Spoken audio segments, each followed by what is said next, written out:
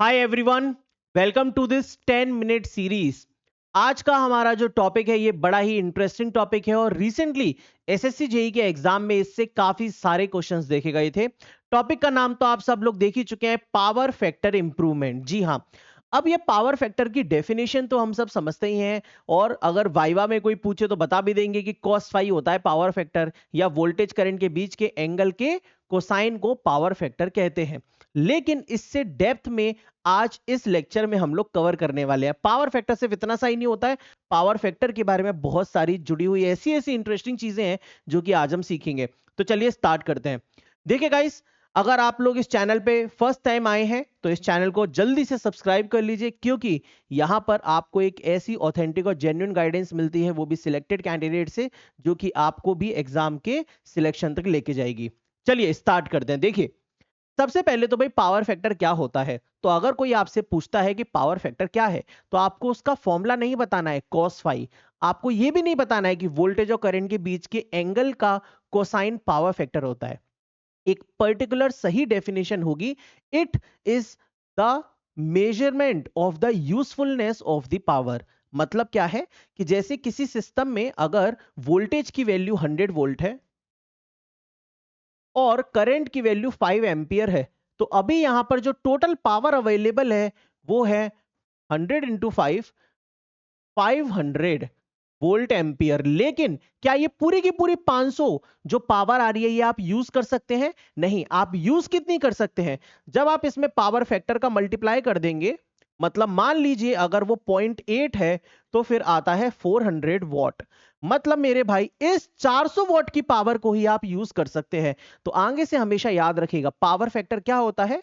It is a measure of the usefulness of the power.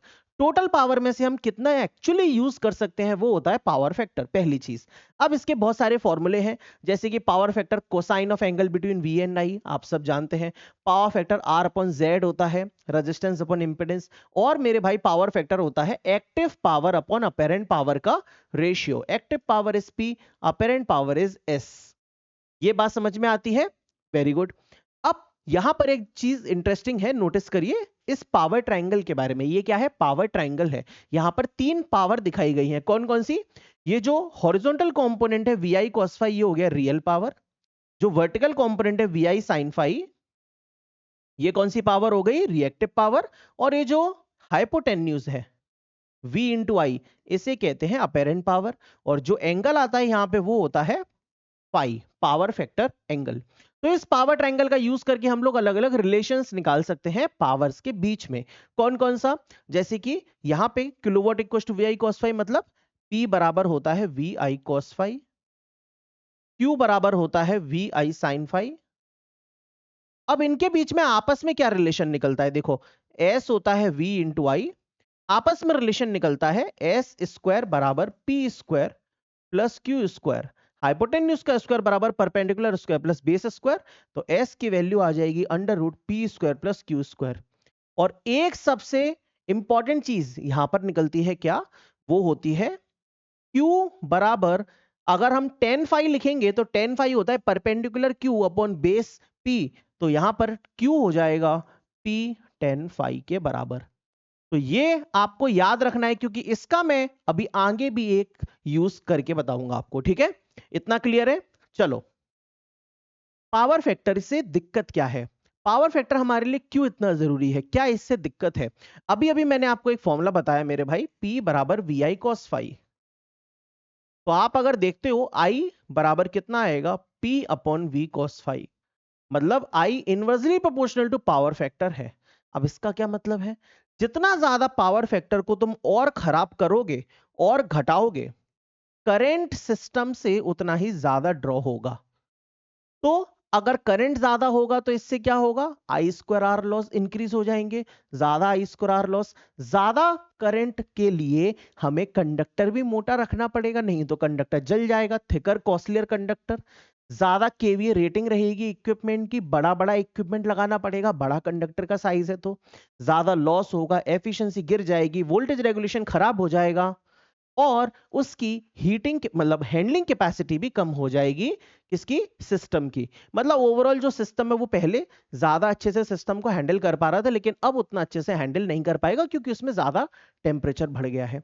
ये सारी की सारी दिक्कतें हैं भैया खराब पावर फैक्टर से। अब एक बात बताइए, ये जो खराब पावर फैक्टर हो रहा है इसका कारण क्या है? तो भैया हमारे यहां पर सारे के सारी जगह जो मेनली लोड है वो कौन सा लोड है, इंडक्टिव लोड है, मतलब आरएल लोड। और जितनी भी मोटर्स यूज होती हैं इलेक्ट्रिकल इंजीनियरिंग की दुनिया में, लगभग 80% मोटर्स इंडक्शन मोटर्स होती हैं और वो हाईली इंडक्टिव होती हैं। तो इंडक्शन मोटर्स एक काफी बड़ा फैक्टर है लो पावर फैक्टर का। दूसरा जो फैक्टर है वो है लैंप्स, डिस्चार्ज लैंप, इनके इंडस्ट्रियल फर्नेस, भट्टियां, ये सब। और तीसरा फैक्टर यहां पे बता रहा है varying load throughout the day. हमारे घर की बत्ती कभी चालू होती है, कभी बंद, कभी चालू, कभी बंद, अपने अपने रिक्वायरमेंट के हिसाब से लोड वेरी करता रहता है और इस वजह से पावर फैक्टर भी काफी ज्यादा चेंज होता रहता है। चलिए अब आते हैं मेन चीज पे। देखो इसमें थ्योरी भी समझनी है लेकिन उसके साथ साथ कुछ क्वेश्चंस भी करने हैं, वो आज की क्लास में अपन करेंगे। देखो यार, पावर फैक्टर खराब क्यों होता है, खराब होने से होगा क्या, सब कुछ देख चुके। सुधारेंगे कैसे? सुधारने के तीन तरीके। एक है static capacitor, synchronous condenser, phase advancer. अब ये क्या होता है? तो देखो यहाँ पे एक डायग्राम दिखा रहा है कि ये एक लोड है बेटा। कैसा लोड है? आप देख ही पा रहे हैं ये एक आरएल लोड है। और अगर आपको पावर फैक्टर सुधारना है तो हमेशा इसके पैरेलल में एक कैपेसिटर लगाया जाता है। ये देखिए ये कैपेसिटर। अब ये जो कैपेसिटर लगा है इसे क्या कहते हैं? इसे कहते हैं स्टैटिक कैपेसिटर। मतलब सिंपल क्या है, एक कैपेसिटर डिवाइस है, एक simple, that is static capacitor. ना कोई रोटेटिंग पार्ट ना कुछ, सिंपल एक डिवाइस। ठीक है, ये कैपेसिटर पावर फैक्टर को सुधारता है और सिंक्रोनस कंडेंसर भी है। तो देखिए बारी बारी से हम लोग इसके बारे में थोड़े बहुत पॉइंट देख लेते हैं। जैसे कि स्टैटिक कैपेसिटर है तो इसका क्या क्या मेन पॉइंट है। देखो सबसे पहले तो ये पैरेलल में लगता है लोड के साथ, कभी भी सीरीज में नहीं लगता, पहली चीज। दूसरी चीज जो याद रखनी है अपन को वो क्या है, लॉसेस कम कर देता है क्योंकि कैपेसिटर पावर फैक्टर इंप्रूव करेगा। और अभी अभी हमने पढ़ा था कि पावर फैक्टर घटता है तो करंट ज्यादा आती है, अगर पावर फैक्टर बढ़ेगा तो करंट कम हो जाएगी, तो लॉसेस भी कम हो जाएंगे। ये बात क्लियर है? बिल्कुल क्लियर। मेंटेनेंस कम करना पड़ेगा आपको डिवाइसेस का, इजी टू इंस्टॉल है। डिसएडवांटेज इसका ये है कि इस स्टैटिक कैपेसिटर की लाइफ कम होती है और इजीली ये डैमेज हो सकता है ओवर वोल्टेज की वजह से। अब आपसे मैं एक क्वेश्चन पूछता हूं कि कैपेसिटर जब हम लगाते हैं तो किस कनेक्शन में प्रेफर करते हैं? यहां पर देखिए कौन सा कनेक्शन लगा हुआ है, डेल्टा कनेक्शन। जी हाँ, हम लोग डेल्टा कनेक्शन में कैपेसिटर बैंक लगाना प्रेफर करते हैं, ना कि स्टार में। ऐसा क्यों? ऐसा इसीलिए क्योंकि आपने एक बहुत ही फेमस फॉर्मूला पढ़ा होगा, नहीं पढ़ा होगा तो अब सुन लीजिए। देखो क्या होता है, स्टार में जो रेजिस्टेंस है वो डेल्टा के 1/3 होता है। लेकिन अगर आप इसी रिलेशन को कैपेसिटर के लिए देखेंगे तो कैपेसिटर में स्टार में 3 गुना आता है डेल्टा के। तो डेल्टा का कैपेसिटर हो गया 1/3 टाइम्स ऑफ स्टार। मतलब अगर आप कैपेसिटर्स को डेल्टा में लगाते हैं तो आपको 3 गुना कम कैपेसिटर की जरूरत पड़ेगी मेरे भाई। क्लियर है? चलिए, तो पहली चीज क्लियर, स्टैटिक कैपेसिटर। दूसरी चीज पे चलते हैं, सिंक्रोनस कंडेंसर। ये क्या होता है? ये एक सिंक्रोनस मोटर होती है। अब सिंक्रोनस मोटर में खास बात यह है कि इसको हम अलग अलग तरीके से एक्साइट कर सकते हैं। Normal excitation, over excitation, under excitation पे चला सकते हैं। एक्साइटेशन मतलब डीसी सप्लाई जो इसके रोटर पे देते हैं, अगर वो ज्यादा दे रहे हैं जरूरत से ज्यादा तो ओवर एक्साइटेशन होता है। और सिंक्रोनस मोटर के बारे में एक बात हमेशा दिमाग में बिठा लीजिए, जब भी वो ओवर एक्साइटेशन पे होती है तो रिएक्टिव पावर डिलीवर करती है और उसी से पावर फैक्टर इंप्रूव होता है। तो सिंक्रोनस कंडेंसर क्या चीज है? एक ओवर एक्साइटेड सिंक्रोनस मोटर है जो कि बिना किसी लोड पर चल रही है, रनिंग एट नो लोड। जी हाँ, मतलब मोटर है, कोई मैकेनिकल आउटपुट डिलीवर नहीं कर रहे, नो लोड पे चल रही है। ये होता है सिंक्रोनस कंडेंसर। और तीसरा है फेज एडवांसर। इसको मेनली यूज किया जाता है इंडक्शन मोटर के पावर फैक्टर को सुधारने के लिए। ठीक है, यहां पे आप देख सकते हो ये एक 3 फेज सिंक्रोनस मोटर लगी हुई है। क्लियर है? चलिए दोस्तों, अब चलते हैं हम न्यूमेरिकल वाली चीज पे। एक फॉर्मूला सब पे भारी होता है ना, एक बिहारी सब पे भारी ऐसे बोलते हैं। तो इसी तरीके से ये एक इकलौता फॉर्मूला है जो कि सब पे भारी है। पावर फैक्टर इंप्रूवमेंट में सबसे इंपॉर्टेंट फॉर्मूला क्या है? फॉर्मूला Q बराबर P 10φ1 माइनस 10φ2। जी हाँ, इस फॉर्मूले को याद रखेंगे तो काम आसान हो जाएगा। P क्या है? रियल पावर, Q है रिएक्टिव पावर, 10φ1, इसमें φ1 क्या है? Power factor angle without improvement. जब नॉर्मल पावर फैक्टर है बिना किसी इंप्रूवमेंट के तो कितना एंगल है? और φ2 क्या है? Power factor angle after improvement, improvement के बाद। समझ गए मेरे भाई? क्लियर है? तो ये फॉर्मूला याद रहेगा? बिल्कुल रहेगा मास्टर जी। चलो, तो ये पावर ट्रायंगल भी दिखा रहा है कि ये real power same to same है। रिएक्टिव पावर पहले कितनी थी? इतनी थी, फिर एंगल φ1 था। अब जब पावर फैक्टर सुधर गया तो रिएक्टिव पावर रह गई इतनी सी और एंगल भी इतना हो गया, मतलब φ1 से एंगल φ2 हो गया। और किलोवाट ये सेम रहता है, ये चेंज नहीं होता। पावर फैक्टर सुधारने में P सेम रहता है, रिएक्टिव पावर घट जाती है। अब चलते हैं हम लोग सीधे सीधे क्वेश्चंस पे। पूरा थ्योरी पार्ट खत्म हो चुका है। देखो, in practice capacitors for power factor correction are connected in. अब ये भी बताया किस में लगाते हैं पावर फैक्टर को करेक्ट करने के लिए? कैपेसिटर डेल्टा में कनेक्ट करते हैं। क्यों? क्योंकि डेल्टा का कैपेसिटर 1/3 टाइम्स होता है स्टार के। ये क्लियर? अगला question, which power factor improvement device gives stepless या कंटिन्यूअस कंट्रोल? इसका क्या मतलब है? देखो यार, एक होता है जैसे स्टेप बाय स्टेप, जैसे ऐसे या तो इतना इंप्रूव करेगा या इतना इंप्रूव करेगा या इतना या इतना। जैसे 0.6 से 0.7 कर देगा, 0.8 कर देगा, 0.9 कर देगा, या फिर ऐसे 0.6 था, 0.61, 0.62, 0.68, 0.7, 0.75, 0.8, 0.85, 0.88, 0.9 में कोई भी वैल्यू अचीव कर सकता हूं। इसे कहते हैं स्टेपलेस कंट्रोल, मतलब बिना स्टेप का। अब ऐसा पावर फैक्टर इंप्रूवमेंट हमें किस में मिलेगा? सिंक्रोनस मोटर में। क्यों? क्योंकि सिंक्रोनस मोटर में एक्साइटेशन चेंज होती है, और एक्साइटेशन आपने थोड़ी सी बढ़ाई फिर पावर फैक्टर इंप्रूव, और थोड़ी बढ़ाई और पावर फैक्टर इंप्रूव।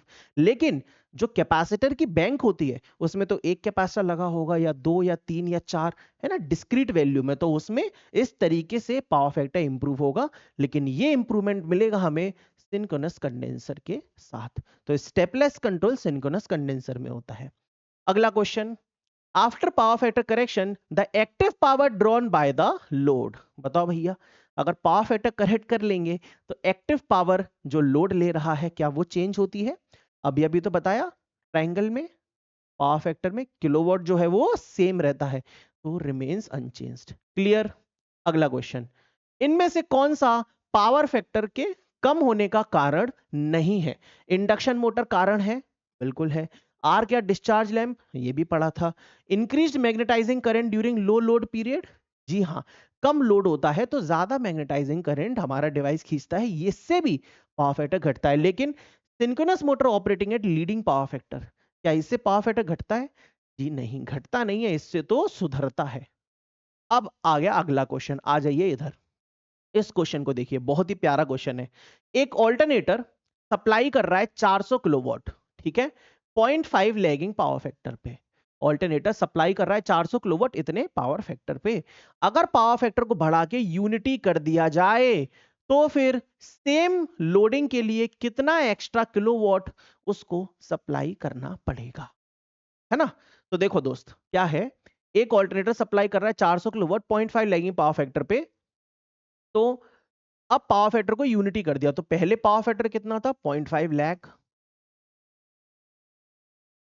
अब नया पावर फैक्टर कितना है? cos phi टू यूनिटी, ठीक है। क्या कह रहा है? Same KVL loading, KVL loading इसमें सेम रखी गई है ना, मतलब जो S है वो कांस्टेंट है। तो देखो यार, इसको कैसे करेंगे हम लोग। पहले अपना P दे रखा है, P दे रखा है, तो P दे रखा है और cos phi दे रखा है, तो अपन क्या करेंगे, यहां पे S निकाल लेंगे। S1 बराबर, जैसे P बराबर क्या होता है, VI cos फाई या S cos फाई, तो S1 बराबर P1 अपॉन cos फाई, कितना आ जाएगा, cos फाई 1, P1 है 400, पावर फैक्टर है 0.5, तो ये आ जाएगा 800 किलोवाट। क्लियर है भाई, सिंपल। अब इसने बोला कि केवीए लोडिंग सेम है, S कांस्टेंट है, तो इस पावर फैक्टर के लिए भी जो S यूज होगा वो यही वाला होगा, तो बस P2 कितना आ जाएगा, S2 cos फाई 2, कितना है S, S1 cos phi 2 sorry, तो S1 कितना आ जाएगा 800, सॉरी S1 कितना है, मेरे किलोवाट लिख दिया, माफ करिए, केवीए आएगा, केवीए है ना, तो 800 इंटू पावर फैक्टर, और पावर फैक्टर कितना है 1, तो 800 किलोवाट आ गया। मतलब पहले पावर 400 किलोवाट दे पा रहा था, अब जो पावर देगा वो यूनिटी पावर फैक्टर के लिए 800 किलोवाट देगा। तो अब क्या कह रहा है, how many extra kilowatt it can supply, तो एक्स्ट्रा कितना आ गया 800 माइनस 400, बोले तो 400 किलोवाट। ये लो भाई, काम खत्म इस क्वेश्चन का। एक और क्वेश्चन देखते हैं, देखिए एक 3 फेज मोटर में इनपुट 10 किलोवाट है, 0.8 लैगिंग पावर फैक्टर पे दोस्त, find the leading reactive power needed to raise power factor to 0.95 lagging. पहले कितना दे रखा है, P1 10 किलोवाट और cos फाई 1 0.8 लैगिंग है ना, नाउ नया पावर फैक्टर दे रखा है 0.95 लैग, तो क्या बोल रहा है, हाउ फाइंड द लीडिंग केवीएआर, मतलब अब हमें इसमें क्या निकालना है भाई, रिएक्टिव पावर। तो जो मैंने गोल्डन फॉर्मूला याद कराया है बस उसको लगा दो, काम खत्म, Q बराबर P 10 फाई 1 माइनस 10 फाई 2, तो देखो P कितना है 10, अब 10 फाई 1 10 फाई 2 तुम्हें यहां पे निकालना पड़ेगा, तो मैं तुम्हें एक वैल्यू याद करवा देता हूं। देखो जब cos फाई 1 0.8 होता है ना, जब भी cos फाई 1 या cos फाई 0.8 होता है उस टाइम पे sin फाई हमेशा 0.6 आता है दोस्त, और tan फाई होता है sin phi upon cos phi, sin upon cos, मतलब 0.6 बाय 0.8, बोले तो डेसिमल से डेसिमल हटेगा 3/4 या 0.75। पहली चीज याद हो गई, बहुत बढ़िया। और दूसरा, अगर पावर फैक्टर 0.95 दे रखा होता है तो इस केस में एंगल आता है 18.19 डिग्री और tan फाई आता है 0.33, कितना आ जाता है 0.33, ये अपन याद रख लेंगे, ठीक है। तो अब देखो कितना हो जाएगा, यहां पर 10 फाई 1 0.75 और 10 फाई 2 0.33, तो इसको सॉल्व कर लो, 5 में से 3 गए 2, 7 में से 3 गए 4, 0.42 इंटू 10, यह आ गया 4.2 kVAR। ये लो भाई 4.2, आंसर आ जाएगा अपना सी ऑप्शन, सही है, बढ़िया। एक और क्वेश्चन देखें, चलो एक और क्वेश्चन देखते हैं। लो भाई तुम्हारे लिए बहुत प्यारा क्वेश्चन, एसएससी जेईई प्रीलिम्स का, load with an apparent power of 25 kVA, ठीक है, और पावर फैक्टर 0.8 लैगिंग है, नीड्स टू बी इंप्रूव्ड, है ना, at a power factor of 0.95 lagging. क्या बोल रहा है कि इतना पावर फैक्टर था, अब इंप्रूव करना है, इतना करना है। लोड कितना था, अपेरेंट पावर 25 केवीए का, new apparent power in KVA after correction कितना होगा। कैसे करेंगे, पहले वीडियो को पॉज करो, खुद से ट्राई करो। चलो किया ट्राई, अब मैं बताऊं, देखो न्यू अपेरेंट पावर निकालना है, तो अपेरेंट पावर और पावर फैक्टर में रिलेशन क्या होता है, बस ये निकालना है, P बराबर S cos फाई होता है, S बराबर P अपॉन cos फाई, मतलब S inversely proportional to cos phi, खत्म। तो देखो S2 अपॉन S1 बराबर cos phi 1 upon cos phi 2, बस क्वेश्चन खत्म हो गया। S2 अपॉन S1 कितना है 25 बराबर cos फाई 1 पहले 0.8 था और अब हो गया 0.95, तो S2 निकालना है 25 इंटू 0.8 अपॉन 0.95, 25 इंटू 0.8 कितना होता है भाई, कितना होता है 20, तो 20 अपॉन 0.95, ठीक है, तो ये 20 से थोड़ा सा ज्यादा आएगा, है ना, 0.95 है ना, 20 अपॉन 0.95, तो 20 से थोड़ा सा ज्यादा आएगा। देखो 25 तो नहीं पहुंचेगा, 20 से थोड़ा सा ज्यादा आएगा, 18 भी नहीं आएगा, एक ही ऑप्शन है 21.05। ये लो भाई साहब 21.05 kVA, समझ गए ये वाला क्वेश्चन, क्लियर है, बढ़िया है। एक और करें, चलो एक और क्वेश्चन देखो। अब यहां देखो, एक लोड ड्रॉ कर रहा है 100 किलोवाट 0.85 लैगिंग पे, एसएससी प्रीलिम्स का ही क्वेश्चन है भाई, ये 2025 का। सप्लाई वोल्टेज इतना है, अगर पावर फैक्टर को इंप्रूव करके 0.95 लैगिंग कर दें तो what is the percentage reduction in line current. बहुत ही प्यारा क्वेश्चन है। क्या कहना चाह रहा है भैया कि भैया 0.85 लैगिंग था, 100 किलोवाट पावर है, उस पर कुछ ना कुछ करंट होगी और वोल्टेज दे रखा है, अगर हम पावर फैक्टर को इंप्रूव करें तो percentage reduction in line current. क्या हमने शुरुआत में ही पढ़ा है पावर फैक्टर बढ़ाते हैं तो करंट घटती है? बिल्कुल पढ़ा है। तो देखो कैसे करेंगे, यहां पे भी सेम वही P बराबर वी आई कॉस फाई होता है, तो I बराबर P upon V cos phi, मतलब inversely proportional to cos phi. क्या ये बात सही है? बिल्कुल सही है। तो बस I2 अपॉन I1 बराबर cos phi 1 upon cos phi 2। तो I2 upon I1 cos phi 1 कितना है भाई? 0.85, और इंप्रूव करके कितना कर दिया? 0.95। 0.85 अपॉन 0.95, इसको अपन देखेंगे डेसिमल से डेसिमल हटाएंगे तो 5 से कटेगा कितनी बार में? 17 और 19 बार में, मतलब I2 अपॉन I1 बराबर 17 अपॉन 19 आ गया। क्या कह रहा है ये कह रहा है percentage reduction in line current. क्या हमें दिख रहा है कि I1 19 का फैक्टर है और I2 17 का फैक्टर है, मतलब I1 ज्यादा है I2 कम है, तो कहीं ना कहीं करंट कम हुई है। तो कितना कम हुई है? तो परसेंटेज चेंज निकालना है। परसेंटेज चेंज कैसे निकलेगा? I2 minus I1 upon I1। I2 कितना है? 17, I1 कितना है? 19 अपॉन 19 इंटू 100, तो 200 अपॉन 19। कैसा? माइनस का। माइनस मतलब ये बता रहा है कि भैया कम हुआ है। तो देखो 200 अपॉन 20 होता तो 10 आ जाता, लेकिन 19 है तो 10 से थोड़ा ज्यादा आएगा, और 10 से थोड़ा ज्यादा यहाँ पे 10.5% हो जाएगा, है ना? काट के देख लो, नहीं तो 19 एकम 19 बच गए 1 और 10, पॉइंट लगाया 0, 19 पंजे 95, ठीक है, 10.5% आ जाएगा। बिल्कुल सही। क्लियर है? समझ में आया? बढ़िया था क्वेश्चन, मजा आया। एक और क्वेश्चन ये देखो। अब ये क्वेश्चन क्या कह रहा है? एक सिंगल फेज लोड है जो कि 15 एम्पियर करंट ले रहा है 230 वोल्ट 50 हर्ट्ज पे, पावर फैक्टर इतना है, find the capacitance needed to raise power factor to unity. अब यहां पे कुछ अलग ही निकालना है, आपको कैपेसिटेंस की वैल्यू निकालनी है कि पावर फैक्टर सुधार के कितना आएगा। कैसे करेंगे इस क्वेश्चन को? ये आपके लिए होमवर्क के आखिरी क्वेश्चन है, ये मैं आपको होमवर्क के लिए देता हूं, लेकिन थोड़ी सी हिंट दे देता हूं। देखिए हमने एक गोल्डन फॉर्मूला पढ़ा है, क्या? Q बराबर P 10 phi 1 माइनस 10 phi 2, हाँ या ना? बिल्कुल सही बात है मास्टर, यही पढ़ा है। अब देखो पहला पावर फैक्टर 10 phi 1, 10 phi 1 की वैल्यू इससे निकलेगी, 10 phi 2 की वैल्यू यूनिटी वाली इससे निकलेगी, P की वैल्यू करंट दे रखा है, वोल्टेज दे रखा है, पावर फैक्टर दे रखा है, P VI cos phi, इससे निकलेगा Q निकल जाएगा। Q बराबर होता है V square upon XC, XC होता है 1 अपॉन ओमेगा C, तो ओमेगा C V स्क्वायर, तो C की वैल्यू आ जाएगी Q upon omega V square, Q upon omega V square. Omega आ जाएगा 2 पाई f, वोल्टेज की वैल्यू दे ही रखी है, C का वैल्यू यहाँ पे डेसिमल में निकाल लेना। ABCD, जो भी बच्चा यहाँ तक लेक्चर में पहुंच गया है ABCD ऑप्शन इसको सॉल्व करके बताएगा, और जिसका भी सही होगा शाबाश, तुम इस टॉपिक में मास्टर बन चुके हो। ठीक है, आज की वीडियो के लिए इतना ही मेरे भाई। अगर ये वीडियो पसंद आई हो तो जरूर लाइक कर देना, अपने दोस्तों के साथ जरूर इसको शेयर करना, और चैनल को सब्सक्राइब करना, और कौन कौन से टॉपिक पे वीडियो चाहते हो ये भी जरूर कमेंट सेक्शन में बताना। Thank you.